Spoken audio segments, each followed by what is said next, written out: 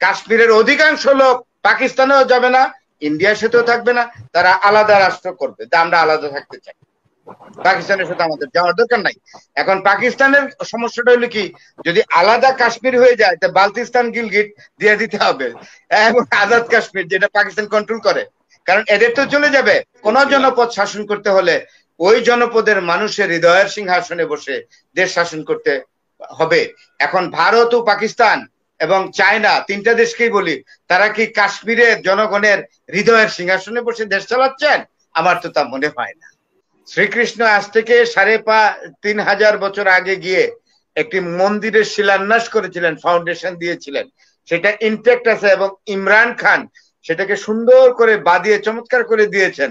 প্রতি বছর ভারত থেকে বহু লোক ওইখানে আপনার ধর্মীয় ইয়েতে ওই মন্দির পরিদর্শন করতে যায়, তীর্থ স্থান হিসেবে। সেখানে ভারত থেকে প্রচুর লোক যায় এবং ওয়াঘা বর্ডার ভর্তি হয়ে যায়। পাকিস্তানের যে এই যে টকশোতে অংশগ্রহণ করলো যে মেয়েটি, সম্ভবত একটি বিশ্ববিদ্যালয় কায়েদ আজম ইউনিভার্সিটির একজন তরুণ অধ্যাপিক, মানে অধ্যাপিকা বলবেন না, লেকচারার টাইপের হবে আর কি, প্রভাষক, ভালো বলেছেন, মাথা আছে, বোঝা যায়। তো এখন যে জিনিসটা, কাশ্মীরের সমস্যা তো অনেকদিন যাব এবং কতগুলো রেজলিউশন হয়েছে, স্যার আমার কাছ থেকে বেশি বলতে পারবে, জাতিসংঘে, এটা জেনারেল অ্যাসেম্বলিতে হয়েছে, ইউনাইটেড নেশন সিকিউরিটি কাউন্সিলেও হয়েছে। এখানে প্লেবিসাইটের কথা আছে, যেটাকে গণভোট বলি আমরা। এখানে একটা পর্যায়ে কিন্তু জাতিসংঘ বলেছে যে let the people of Kashmir give the right to exactly to decide the political destiny through plebiscite, যে তাদের গণভোট দেওয়া হোক। গণভোটের মাধ্যমে দেখা যাবে তারা কি পাকিস্তানের সঙ্গে যাবে নাকি ভারতের সঙ্গে আছে এখানেই থাকবে।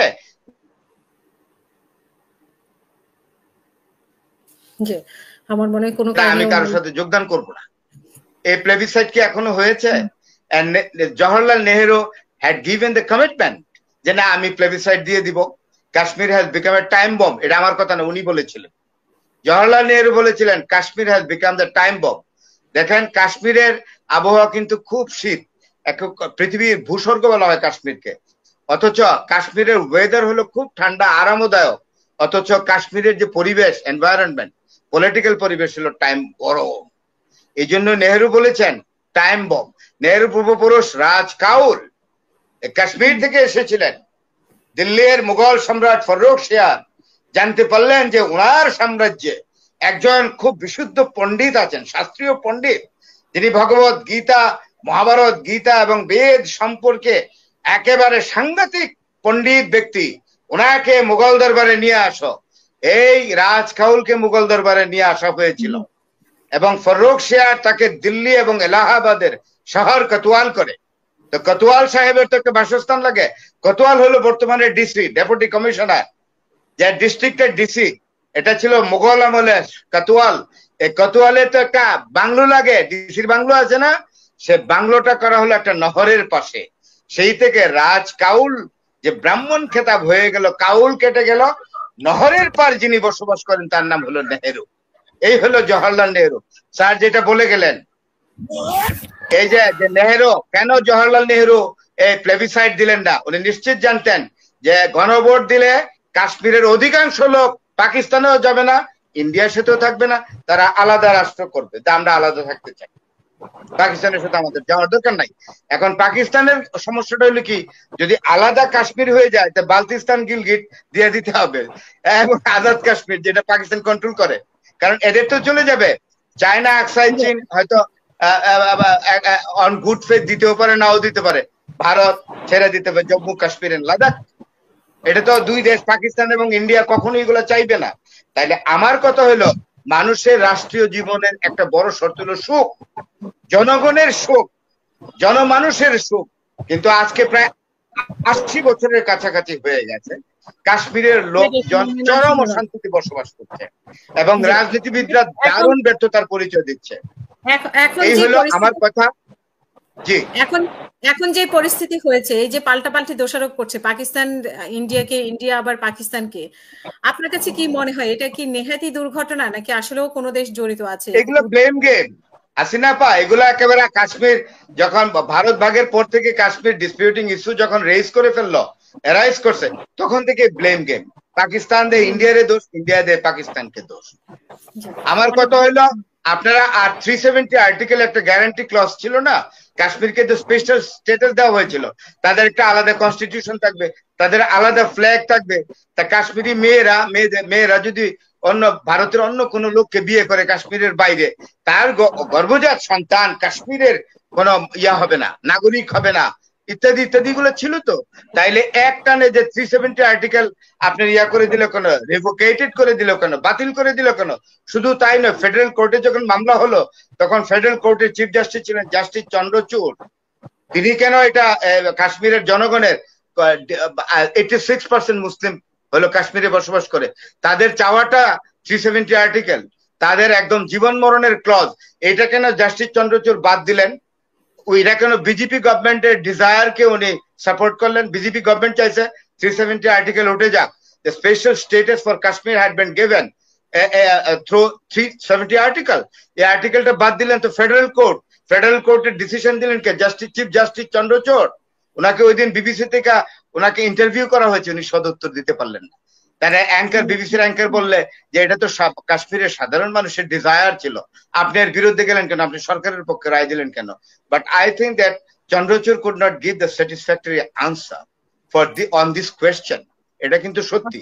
আর আরেকটা জিনিস, আপনি তো এমনি তক্তে, কাঠের তক্ত বা ময়ূর সিংহাসনের বসে তো আপনি দেশ চালাবেন না।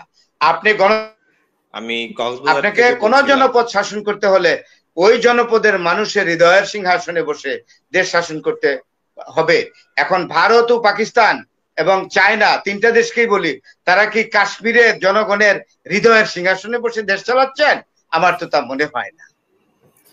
শুনেন, আপনার বাড়িতে আগুন লাগলে, আপনার বাড়িটা যদি আমার পাশের বাড়ি হয়, তাইলে আমার বাড়িতে আগুন না লাগলেও এর উত্তাপ আমাকে বহন করতে হবে। এলো এক। এখন আমি একটা জিনিসে চলে যাই। আমি বাংলাদেশের একজন নাগরিক হিসেবে ভারত এবং পাকিস্তানের প্রতি আমার একটা আবেদন থাকবে। আমি খুবই সাধারণ একজন মানুষ, আমার কোনো হাই প্রোফাইলও নাই, কিছু না। I am not the part of the present government at all.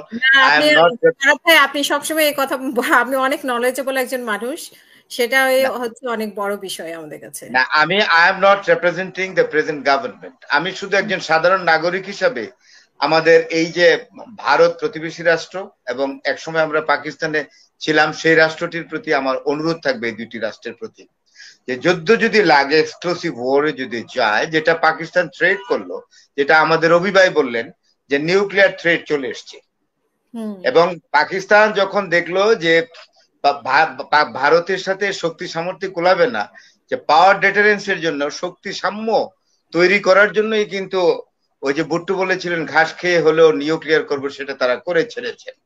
এখন যেটা বলেছে পাকিস্তান থেকে যে স্টেটমেন্ট আসছে, ইট ইজ ভেরি অ্যালার্মিং, যে আমাদেরকে যদি পানি টানি বন্ধ করে দেওয়া হয়, পাঞ্জাবের 5টা নদী এবং এই যে সিন্ধুর ইন্ডাস নদী, যেটাকে সিন্ধু নদী বলে, এটা হলো পাকিস্তানের লাইফলাইন অফ ওয়াটার লাইফলাইন। এটা বন্ধ করে দিলে, যেটা মানুষের আলটিমেট রিসর্ট, যেটা তারা বলে ফেলেছে যে আমরা নিউক্লিয়ারে যাব, নিউক্লিয়ার এক্সপ্লোশনে যাব, ইট ইজ ভেরি ডেঞ্জারাস। এখন ধরেন যদি আমি একটা কথা দেখালাম, হবে না হয়তো, বা আল্লাহ না করুক যাতে না হয়, যদি হয় তাহলে কি হবে? হিন্দুদের যে হিন্দু ধর্ম, যেটা নিয়ে ভারত কথা বলে, হিন্দু বা সনাতন ধর্মের পুরোটা উৎসই হলো বর্তমান পাকিস্তান ভূখণ্ড। এটা এত ভারতের যারা নৃতত্ত্ববিদ, ভারতের যারা ঐতিহাসিক, তারা খুব ভালো করে জানেন হিন্দু ধর্মের উৎপত্তি হয়েছে, অর্থাৎ সনাতন ধর্মের উৎপত্তি হয়েছে বর্তমান পাকিস্তান ভূখণ্ড থেকে। এখন যদি ধরেন ভারত যদি তার নিউক্লিয়ার চার্জ করে পাকিস্তানের উপরে, তাহলে কি হবে জানেন? সিন্ধু নদীর অবিবাহিকার যে নগরগুলো, যেখান থেকে ভগবত গীতার উৎপত্তি হয়েছে, শেষ। আপনি দ্বারকা বলে, যেটাকে আবার দ্বারকাও বলে, দ্বারকা, এটা শ্রীকৃষ্ণের রাজধানী। আপনার এক সময় ছিল এটা গুজরাট, এবং সেটার একটা স্টেশন রাজধানী ছিল করাচিতে। এটা ধ্বংস হবে। এবং হিন্দুদের যে অবতার বলে, যাকে বলা হয় শ্রীকৃষ্ণ, তিনি অনেক দূর হেঁটে গিয়ে, অর্থাৎ গুজরাট থেকে হেঁটে গিয়ে যেই জায়গায় একটি মন্দির করেছিলেন, সেটা পাকিস্তানের ভূখণ্ডে।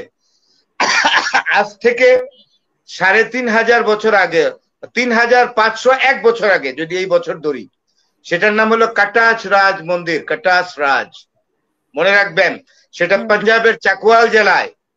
এই চাকুয়াল জেলায় হলো ইয়াহিয়া খানের বাড়ি।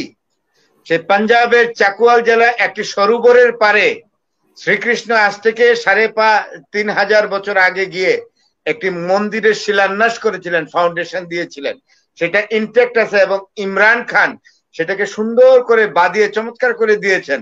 প্রতি বছর ভারত থেকে বহু লোক ওইখানে আপনার ধর্মীয় ইয়েতে ওই মন্দির পরিদর্শন করতে যায় তীর্থ স্থান হিসেবে। সেখানে ভারত থেকে প্রচুর লোক যায় এবং ওয়াঘা বর্ডার ভর্তি হয়ে যায়। ওই সময় একটা সিজনে তারা যায়, শীতকালে।